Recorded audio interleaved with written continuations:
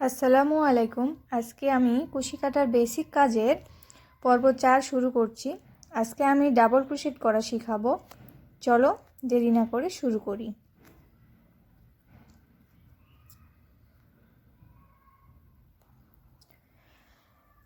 প্রথমে আমরা যে সুতো দিয়ে কাজ করব সেই সুতোটিকে স্লিপ নট করে নিব।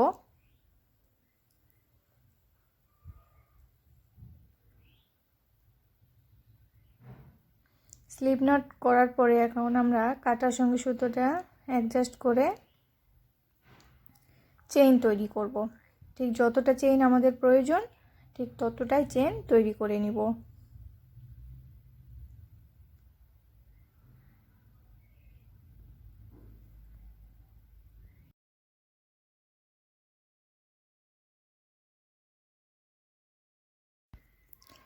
চেইন করার পর এখন আমি প্রথম 3টা চেইন স্কিপ করে 4 নম্বর চেনের মধ্যে একটি লুপ বের করব। এরপর 2টি লুপের মধ্যে দিয়ে একটি লুপ বের করে আবার 2টি লুপের মধ্যে দিয়ে একটি লুপ বের করব।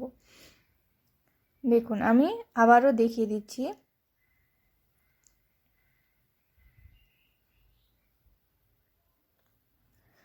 প্রথমে আমরা গুনে নেব 3টি চেন আমরা স্কিপ করে এই যে 4 নম্বর চেনের মধ্যে আমরা একটি লুপ বের করব। সুতোটিকে পেঁচিয়ে 4 নম্বর চেনের মধ্য দিয়ে টেনে একটি লুপ বের করে প্রথম 2টি লুপের মধ্য দিয়ে একটি লুপ বের করে আবার 2টি লুপের মধ্য দিয়ে একটি লুপ বের করলেই হয়ে গেল ডাবল ক্রোশেট। খুব ভালো করে দেখলেই আপনারা বুঝতে পারবেন। এই যে 2টি লুপের মধ্য দিয়ে বের করে আবার 2টি লুপের মধ্য দিয়ে বের করতে হবে।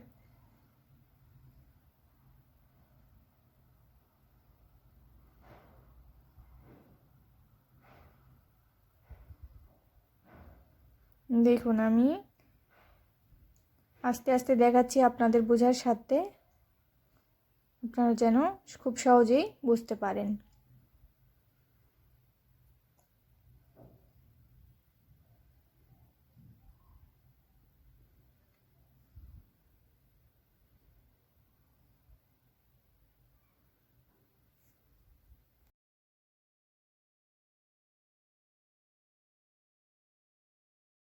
দেখুন লাস্টে আমি চলে এসেছি। এখন 3টি চেন করে নিব। 3টি চেন তৈরি করে এখন আমি সুতোটিকে ঘুরিয়ে নিব। আর একটা প্যাচ দিয়ে দেখুন 1 নম্বর মানে প্রথম চেনটি বাদ দিয়ে দ্বিতীয় চেনে আমি একটি লুপ বের করব,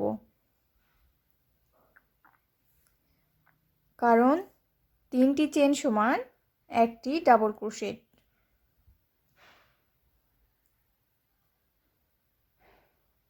দেখুন আমি কিভাবে করছি, সেমভাবে আপনারাও চেষ্টা করবেন।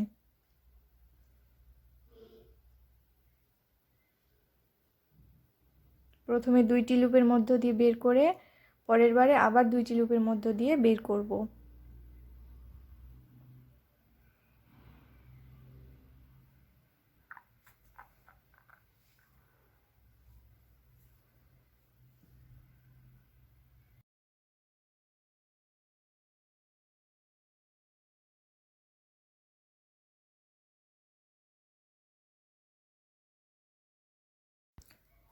আবারও আমি লাস্টে দেখিয়ে দিই।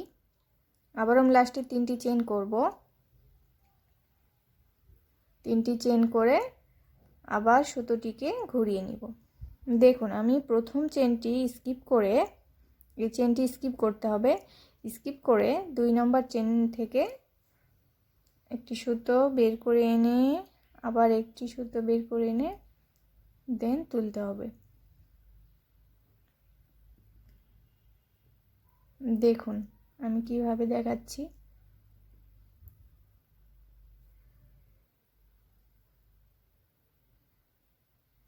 এইভাবে প্রত্যেকটি রাউন্ড তৈরি করে নিতে হবে। ডাবল ক্রোশেটের রাউন্ড তৈরি করার সময় প্রত্যেকবার যখন আমরা সুতোটিকে ঘোরাবো তখন 3টি করে চেন তৈরি করে নিয়ে তারপর ঘোরাবো, কারণ 3টি চেন সমান একটি ডাবল ক্রোশেট।